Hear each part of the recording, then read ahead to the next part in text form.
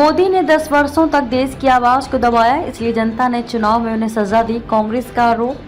प्रधानमंत्री नरेंद्र मोदी पर पलटवार करते हुए कांग्रेस ने सोमवार को आरोप लगाया कि प्रधानमंत्री मोदी ने ही 10 वर्षों तक देश की आवाज को दबाया और इसलिए लोकसभा चुनाव में लोगों ने उन्हें दंडित किया है।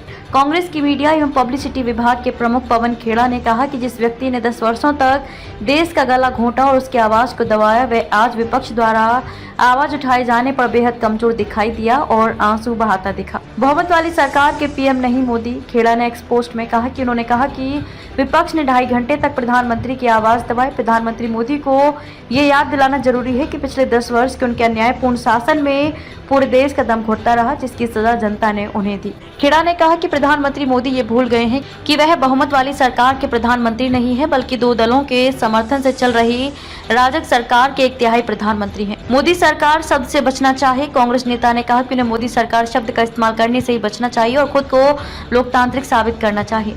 खेड़ा ने नीट मामले का जिक्र करते हुए कहा कि प्रधानमंत्री नरेंद्र मोदी को ये याद दिलाना उचित होगा कि जब वह ये भाषण दे रहे थे तब सुप्रीम कोर्ट देश के 32 लाख छात्रों की आवाज दबाने और उनकी सरकार द्वारा उनके साथ किए गए अन्याय के विरुद्ध सुनवाई कर रहा था।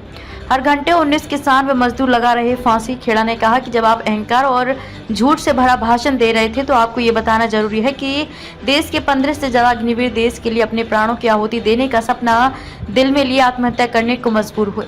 कांग्रेस नेता ने दावा किया कि देश में हर घंटे 19 किसान और मजदूर फांसी लगाकर आत्महत्या करने को मजबूर होते हैं। समस्याओं से जुड़े सवालों को सुनना जरूरी। खेड़ा ने कहा कि आप सही कह रहे हैं प्रधानमंत्री जी, यह किसी राजा का दरबार नहीं है, इसलिए विपक्ष को मजबूरन संसद में देश के नौजवानों, किसानों, जवानों, मजदूरों, महिलाओं, पिछड़ों, वंचितों, आदिवासियों और गरीबों की आवाज व दर्द को उठाना पड़ रहा है।